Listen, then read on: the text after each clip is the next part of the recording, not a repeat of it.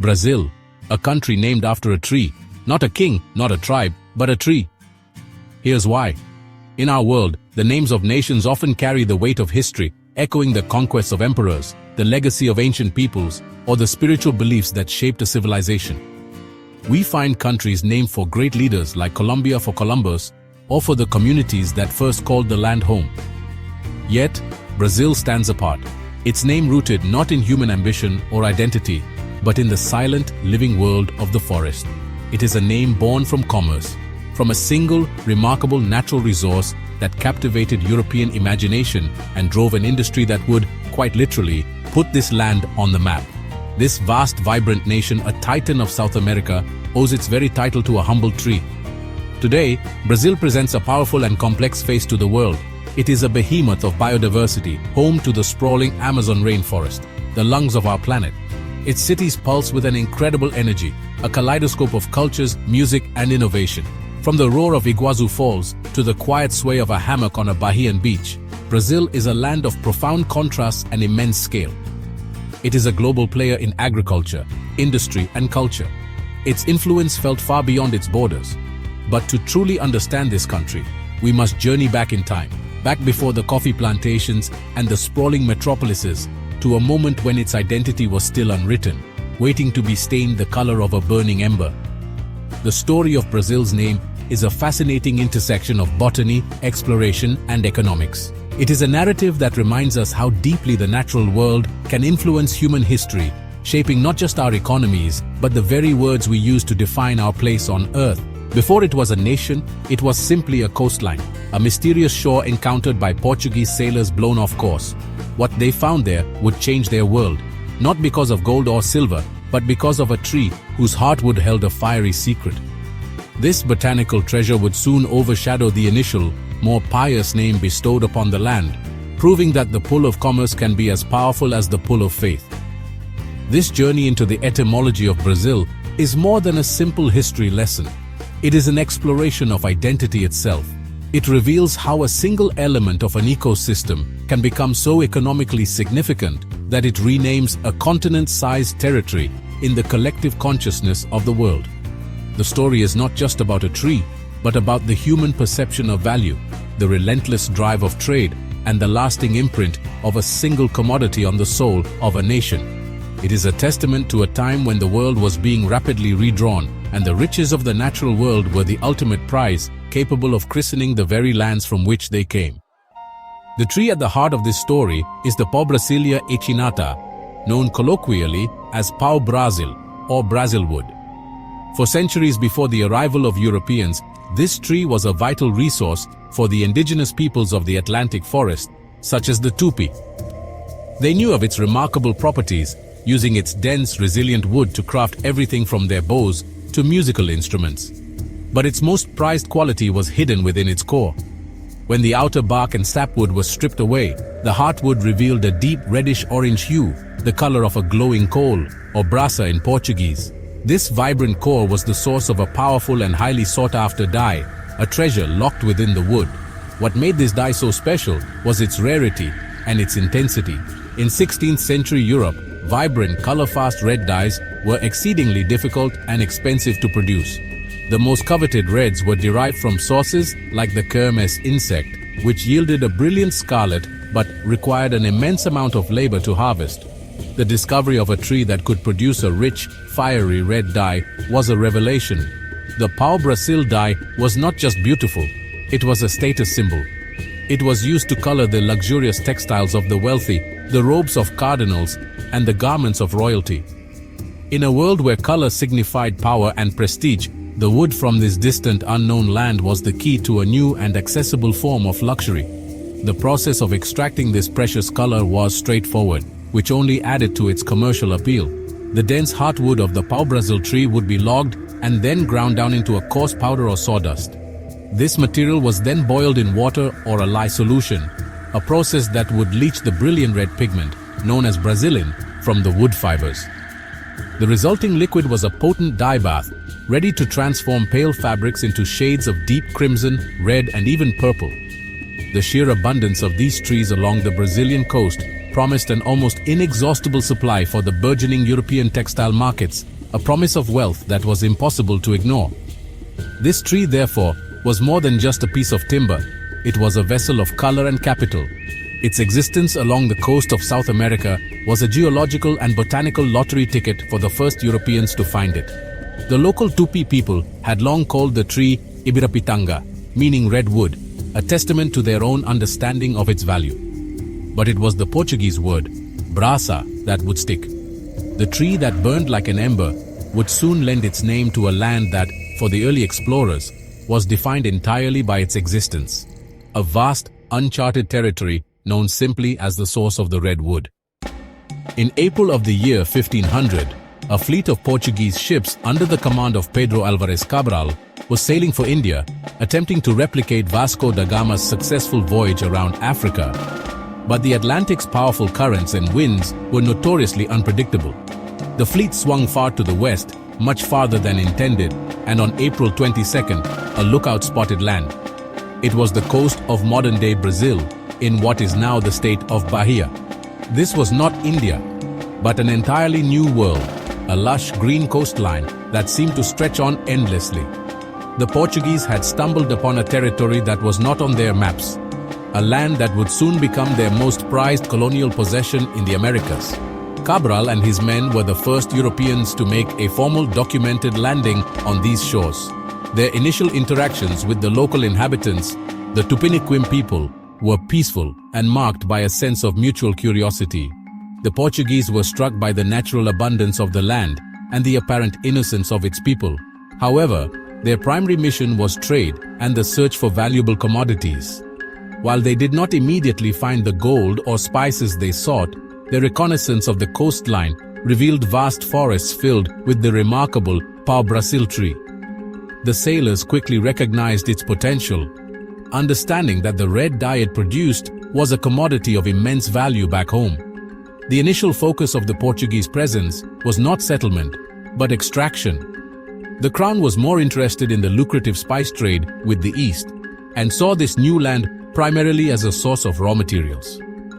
They established a series of coastal trading posts, known as fetorias, rather than full-fledged colonies. These were fortified depots where Portuguese agents could trade with the indigenous tribes. In exchange for European goods like metal tools, knives and trinkets, the Tupi would fell the Brazilwood trees, cut them into manageable logs, and transport them to the coast. This system of exploitation laid the groundwork for the first major economic cycle of colonial Brazil. This early relationship, though based on trade, was fundamentally unequal and set a devastating precedent. The demand for Brazilwood grew exponentially, leading to the rapid and unsustainable harvesting of the coastal Atlantic forest. The Portuguese crown declared the Brazilwood trade a royal monopoly, ensuring that all profits flowed directly to the state. Ships laden with the precious red logs began to cross the Atlantic, their cargo destined for the bustling ports of Lisbon and Antwerp. The land itself became synonymous with its primary export, and the men who worked in this trade, the loggers and traders, came to be known as brasileiros. When Pedro Álvares Cabral first laid claim to the territory for the Portuguese crown, he did not name it after the valuable tree. His first act was one of religious significance, reflecting the deep piety of the age of exploration. On May 1, 1500, a formal Catholic Mass was held on the beach, and Cabral christened the new discovery Ilha de Veracruz, the island of the True Cross. This name was chosen in honor of the feast of the exaltation of the Holy Cross. Shortly after, upon realizing the sheer scale of the landmass, the name was adjusted to Terra de Santa Cruz, the land of the Holy Cross. This was the official, sanctified name given to Portugal's new possession. For a brief period, this official religious name held sway in the formal correspondence of the Portuguese court and in the declarations of the monarchy. It was a name that sought to place the new territory within a divine framework, casting the Portuguese enterprise as a sacred mission to spread the Christian faith to a new world. The cross was a powerful symbol of their purpose and their perceived right to the land. Early letters and documents sent back to King Manuel I referred exclusively to the Terra de Santa Cruz, painting a picture of a land ready to be brought into the fold of Christendom, a spiritual conquest as much as a territorial one. However, the practical realities of trade and commerce soon began to exert a more powerful influence than religious nomenclature. While the court and the clergy spoke of the land of the Holy Cross, the sailors, merchants, and cartographers who were actually engaged with the new territory had something else on their minds: profit. Their voyages were financed on the promise of return, and the most immediate and tangible return from this new land was the Brazilwood. On the docks of Lisbon, in the counting houses of Amsterdam, and in the workshops of textile dyers across Europe, the land was not known for its Holy Cross, but for its fiery red wood. The name used by the common man, the trader, the one whose livelihood depended on the land's resources, began to diverge from the official title. The land became colloquially known as the Terra do Brasil, the land of Brazilwood.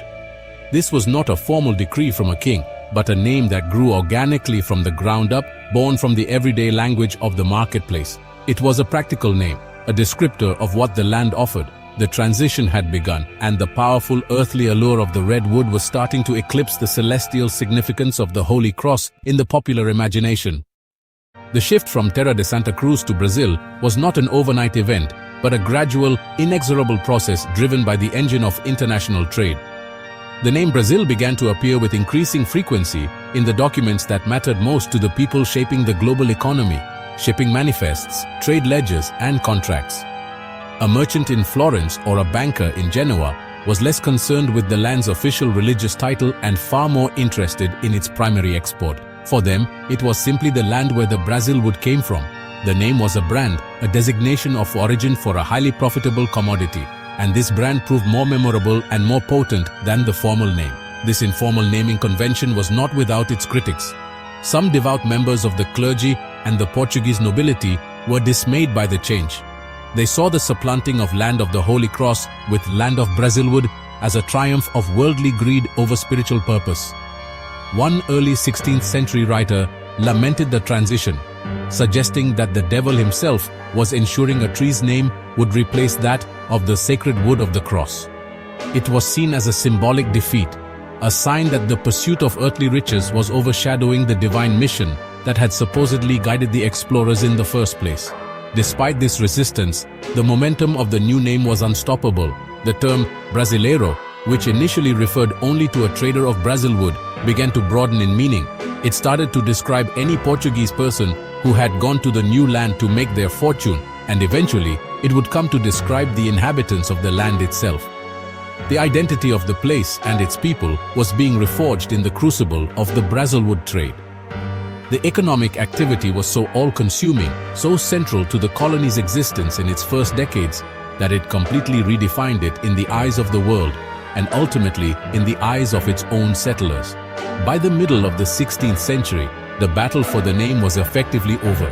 While Terra de Santa Cruz might still appear in a few official decrees or religious texts, Brazil was the name used by everyone else. It was the name that appeared on maps, the name spoken in ports, and the name that defined the territory in the minds of Europeans. The land had been christened, not by a priest's blessing, but by the collective voice of the global market. A simple tree and the valuable red dye it contained had successfully renamed a country, a powerful testament to where the true priorities of the colonial era lay. The definitive victory of the name Brazil can be traced on the evolving maps of the 16th century.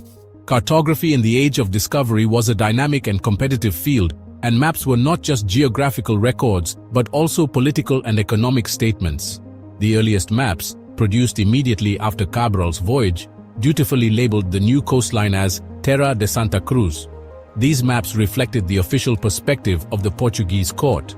However, as more ships returned laden with Brazilwood, a new generation of mapmakers, particularly those in Italy and Germany who were central to the map trade, began to incorporate the commercial reality into their work.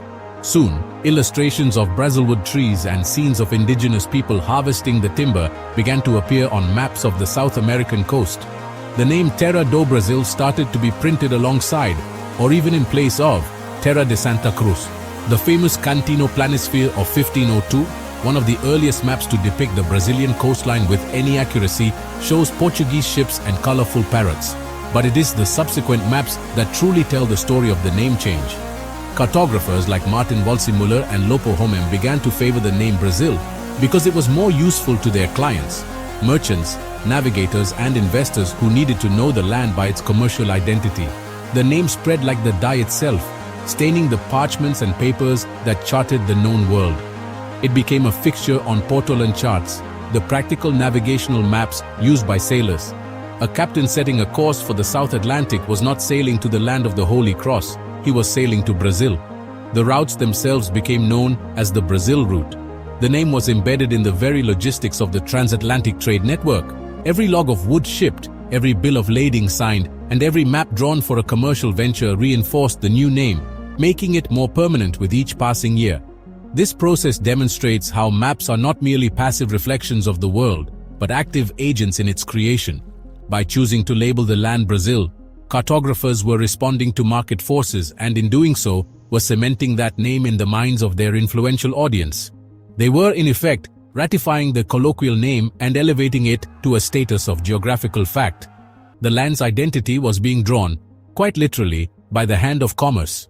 The official name, born of piety, faded into obscurity, while the practical name, born of a tree, became the undisputed title for a vast and important part of the world.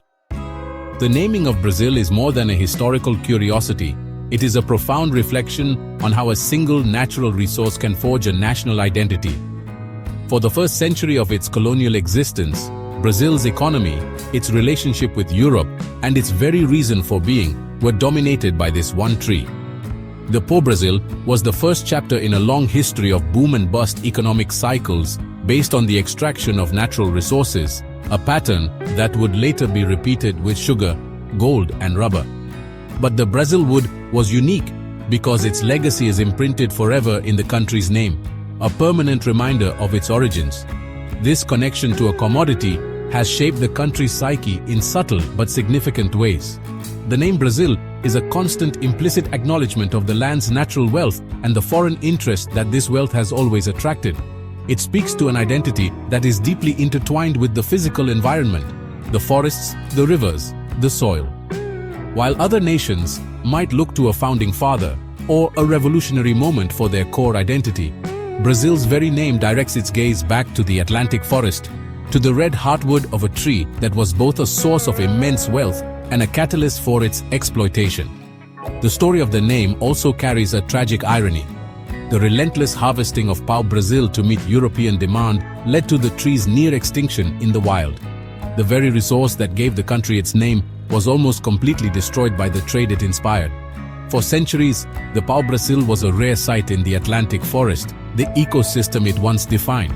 This serves as a powerful, if sobering, metaphor for the colonial experience, a land named for its natural abundance, which was then systematically stripped of that same abundance. The name remains, but the namesake was nearly lost forever. In modern times, there have been significant conservation efforts to protect and reintroduce the pau-brasil tree, turning it into a national symbol in a new way. It is now the official national tree of Brazil, and its replanting is seen as an act of ecological and historical restoration. Today, the tree represents not just the colonial past, but also a hope for a more sustainable future. The name Brazil is therefore a story of two parts, a history of extraction and a modern quest for preservation. The nation's identity is still being shaped by its namesake, a tree that symbolizes both the riches of the land and the responsibility to protect them. In the grand tapestry of world nations, very few owe their names to the quiet forces of nature and commerce rather than the loud proclamations of rulers or the ancient names of tribes. Countries like Argentina, named for the legendary silver, argentum, its conquerors hope to find, share a similar origin story rooted in resources. But Brazil's case feels uniquely direct, a name taken not from a mythical metal, but from a living, breathing organism that became the cornerstone of its early economy. It stands as a powerful monument to an era when the world was being mapped and named according to its potential for exploitation and profit. The story of Brazil reminds us that history is often shaped by mundane needs and desires. The desire for a more vibrant shade of red in the clothing of Europe's elite had a direct and permanent consequence on the identity of a South American giant. It is a striking example of global interconnectedness, where the aesthetic tastes of one continent could reach across an ocean and rename another. The legacy is a name that is both beautiful and complicated, evoking the natural wonder of the tree and the brutal economic system that harvested it almost to oblivion. It is a name that carries the scent of the forest and the ink of the merchant's ledger. This remarkable origin story challenges our typical assumptions about how countries are named.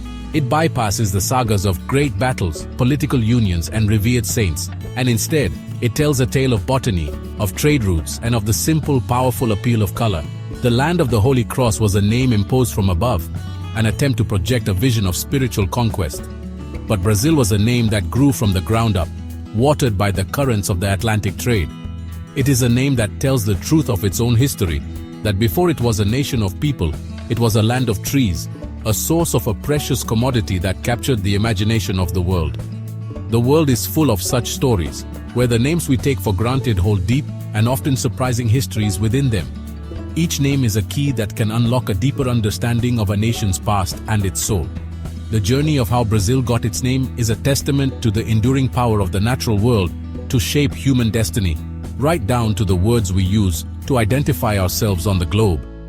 If you're fascinated by stories like this, hit subscribe and comment below which country name origin we should explore next.